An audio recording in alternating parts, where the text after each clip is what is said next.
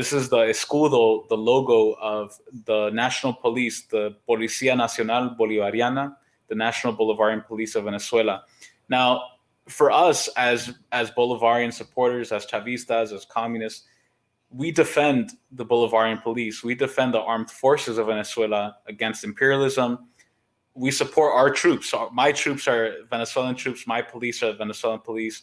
Same with Cuba, same with Nicaragua, etc. Now, to say that in some circles in the left in the US, people would be like, oh, how dare you? You know, ACAB, all cops. Don't you know that all cops are bastards? What is the difference between police in leftist and liberated Latin American countries like Venezuela, also like Nicaragua? We had an interesting experience that when we were in Nicaragua, that you had some interactions with police there, and maybe in Cuba as well. What is the difference between police in socialist countries that are liberating themselves from the empire, versus police in the US and in New York, where you're at right now, where they're killing Black and brown people?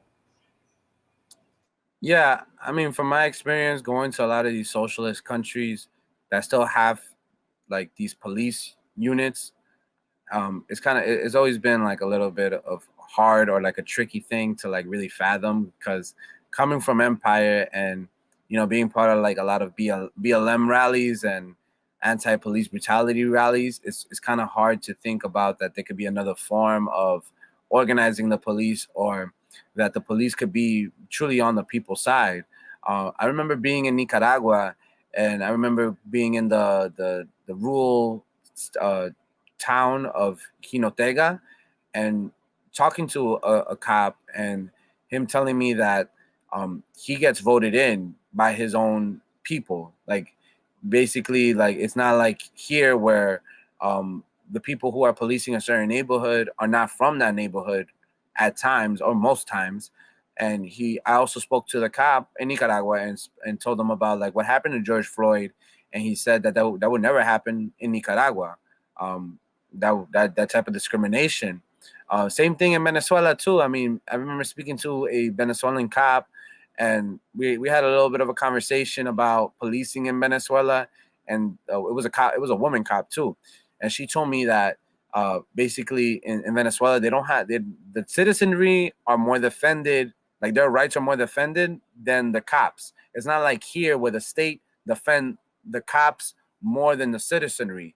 To simplify it, basically the cops in Venezuela have a high chance of losing their jobs if they violate the citizenry. It's not like here where it's like, somebody chokes out somebody, somebody kills somebody, chokes them out on video, and then you have to have a massive uprising in order for this person to get a trial and luckily get in prison.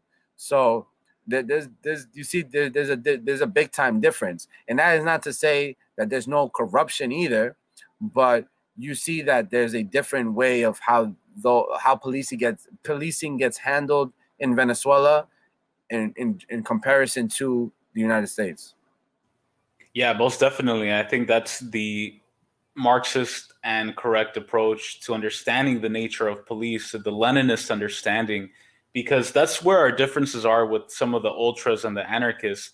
Because the anarchists and the ultras, for them, all coercion is bad, all states are bad, all police are bad. For them, the origin of the problems of repression and capitalism stem from the state. Whereas as communists, as Marxists, we understand that the state is not a being in upon itself. A state doesn't think. It's not a physical being.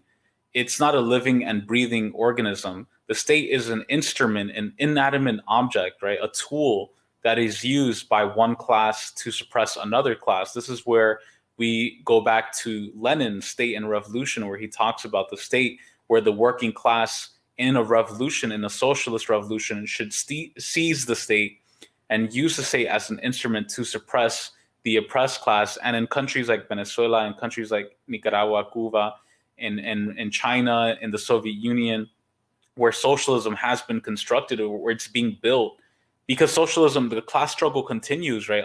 As you're building socialism, as it is in Venezuela today, there's still a struggle going on against the escualidos, the rich, the U.S. traders who are trying to sabotage And so those forces, the police, the armed forces, they're used in defense of the working class people against the bourgeoisie to continue to advance the revolution. It's not like on day one you could just snap your fingers and police are gone, right? You have to use that tool, liberate the police institutions, and use it against the oppressing class. And I think that's such a great breakdown. And I think your anecdotes were exactly right, because you explain like the real difference between the state in a capitalist imperialist country versus a state in a liberated country like our Venezuela, Cuba, or Nicaragua or Bolivia.